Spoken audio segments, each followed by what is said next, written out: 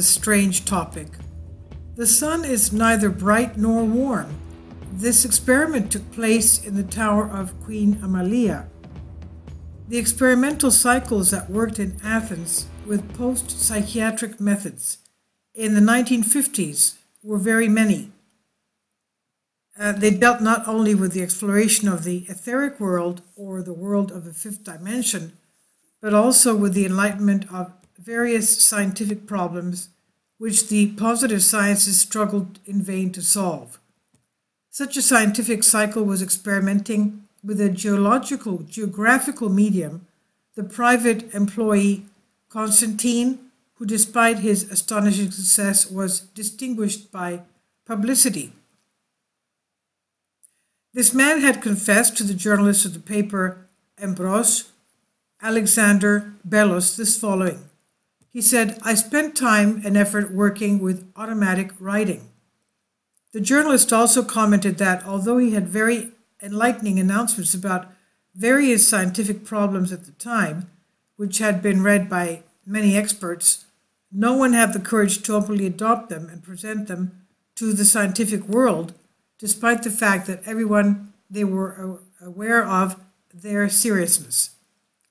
This was probably because in Greece at that time we learned to import knowledge from abroad and to challenge the domestic findings.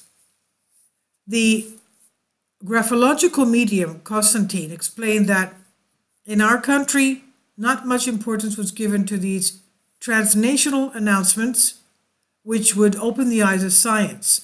In fact, a few years before, in 1953, he made a series of announcements about our solar system. And we're talking about our being in Greece, because this is a Greek article. Now, among other things, Constantine's spiritual guide had revealed to him that in reality, the sun is neither visible nor bright nor heating, nor giving heat. It was not a mass that was on fire. According to this spiritual announcement, then, the energy emitted by the sun entering the Earth's atmosphere acquires the wavelengths of light and thermogenic rays, while in essence it emits neither light nor heat. Now, I for one don't understand what this means.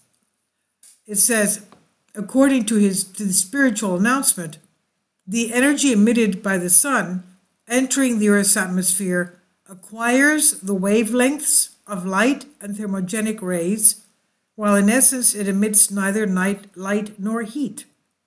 How is that possible? The graphological psychic, however, when he received these announcements about the solar radiation, asked his spirit guide to give him an experimental validation of his paradoxical views. He willingly gave him instructions for a simple experiment. He says, you take an ice column, you will make an internal pit in the background, and you will place a thermometer there, and then you will expose it to the sun's rays. With this experiment, you'll realize that the temperature inside the ice column will be higher than the outside temperature of the atmosphere. Indeed, this experiment was carried out in the Tower of Queen Amalia in front of the professors of the University of Athens. They were witnesses to this. The thermometer, before being inserted into the ice pit, showed 37 degrees, that is, summer room temperature. When it was placed in the ice pit and remained in there, under the influence of the sun's rays, instead of descending or even standing at the same point, it showed a rise in temperature by 1 degree, thus showed 38 degrees inside the ice column, while the temperature of the atmosphere did not exceed 37 degrees Celsius. This experiment proved that heat is produced when solar energy penetrates through certain substances and that the sun emits only invisible and not thermogenic rays, which, entering the Earth's environment, change their lengths, their wavelengths that is, and thus acquire new ones, new properties. At that time, there were many scientists who argued that, on the contrary, the sun is a dark and icy celestial body. These scientists relied on experiments performed with V2 missiles with which they photographed the sun from many different distances. These photos have shown that the higher we go, the closer we get to the sun, the weaker its glow on the photographic plate looks. This, of course, can only be explained by accepting that this bright star of the day is a dark body.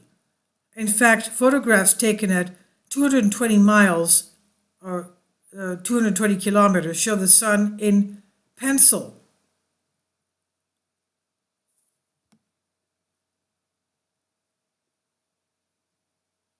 Show the sun as having the color of lead.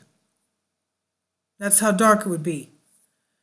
Okay, so according to the journalist, the announcement given by the spiritual circle, that is, the sun, is neither bright nor thermogenic. It's based on a purely scientific basis, which had attracted the interest of some scientists and which should be further investigated to unravel the mysteries of the universe. The revealing experiment took place in the Tower of Queen Amalia in front of professors as witnesses, professors of the University of Athens, and it caused great concern in scientific circles. This news was published in the newspaper Embros, meaning front or advance, on February 26, 1953. On Strange Press, this is on Diadrastika. So if anybody's out there who is an astronomer, please tell us what you think. Anyone who's a cosmologist or physicist, what do you think about this? Something having to do with wavelengths.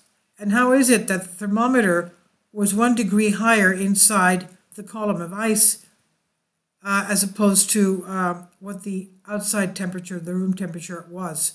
Summer room temperature. Very strange indeed.